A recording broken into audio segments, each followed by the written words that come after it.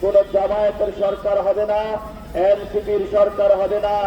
বাংলাদেশের 18 কোটি মানুষের 12 তারিখের পরে জনগণের সরকার গঠন হবে বাংলাদেশে। সম্মানিত ঢাকা 1 আসনের ভাই এবং বোনেরা, যারা সিনিয়র সিটিজেন রয়েছেন, শিশুরা রয়েছেন এবং পুরো বাংলাদেশের মানুষ যারা শুনছেন, আপনারা উপস্থিত আছেন। 11 দলীয় জোটের নেতৃবৃন্দ উপস্থিত আছেন। জামায়াত ইসলামীর নির্বাচন পরিচালনা কমিটির সিনিয়র নেতৃবৃন্দ উপস্থিত আছেন। এনসিপির নির্বাচনী পরিচালনা কমিটির সিনিয়র নেতৃবৃন্দ। আমি বেশি কথা বলবো না। আমাদের আগামী 12 তারিখে আপনারা সবাই সকাল সকাল ভোট কেন্দ্রে যাবেন। সবার মোবাইল প্রস্তুত রাখবেন। একজনের একটা মোবাইল, একটা টিভি স্টেশন ইনশাল্লাহ ভূমিকা পালন করতে হবে। আপনারা জানেন অনেকভাবেই এই গণতন্ত্রকে রুদ্ধ করার জন্য যেই শহীদরা জীবন দিয়েছিল গণতন্ত্রকে রক্ষা করার জন্য, তাদের পথ থেকে সরে আসে বাংলাদেশে গণতন্ত্রকে রুদ্ধ করার জন্য অনেক প্রচেষ্টা চালানো হয়েছে। আমাদের মা বোনদের পেটে লাথি মারা হয়েছে, কাউকে দা দিয়ে কোপ দেওয়া হয়েছে, কারো মাথায় বরফ নিক্ষেপ করা হয়েছে, কারো বোরকা ধরে টান দেওয়া হয়েছে, কাউকে খুন করা হয়েছে। আজকে আমাদের নির্বাচনী একটি ক্যাম্পে চাপাতি এবং ছুরি দিয়ে 4 জন ভাইকে আহত করে তারা পালিয়ে গিয়েছে।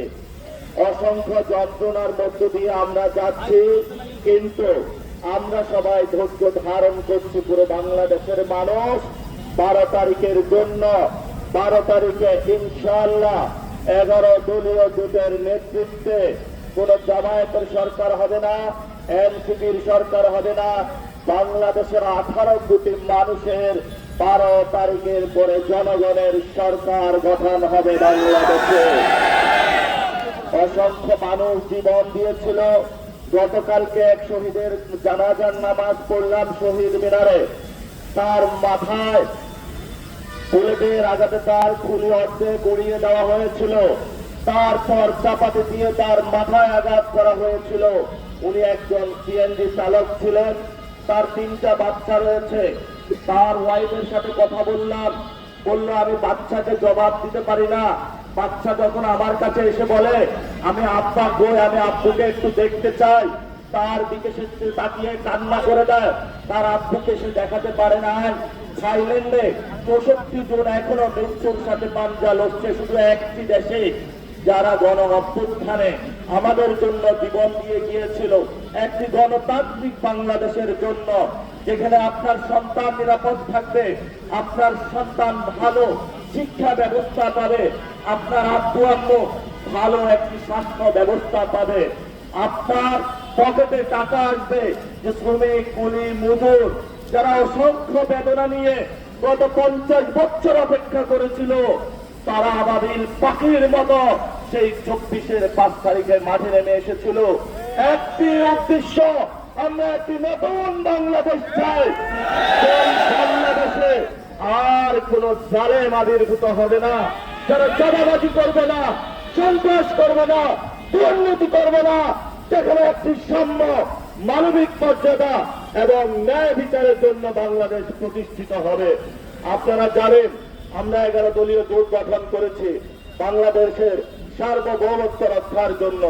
আমরা 11 দলীয় জোট গঠন করেছি আধিপত্যবাদ থেকে মুক্ত হয়ে, ভারতের চোখে চোখে রাখ থেকে আমরা বলতে চাই বাংলাদেশের 18 কোটি মানুষের জীবন যাবে, তবু 1 সেকেন্ডের জন্য তোমাদের ভারতের বিজেপির কাছে আমরা মাথা নত করব না।